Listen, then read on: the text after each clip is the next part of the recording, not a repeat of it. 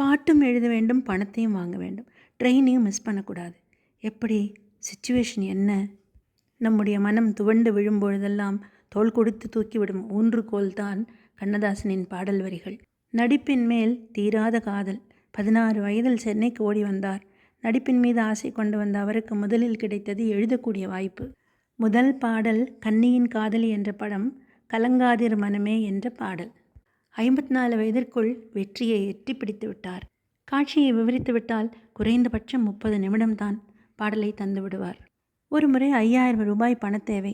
இயக்குனர் ஸ்ரீதர் அப்பொழுது ஒரு பாடல் எழுதணும் வரீங்களா என்று கேட்க, இல்லைங்க, நான் பண தேவைக்காக அவசரமாக ஊருக்கு போகிறேன், ட்ரெயினுக்கும் நேரம் ஆயிடுச்சு.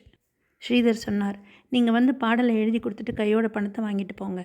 பாட்டும் எழுத வேண்டும், பணத்தையும் வாங்க வேண்டும், ட்ரெயினையும் மிஸ் பண்ணக்கூடாது. என்ன பண்ணலாம்?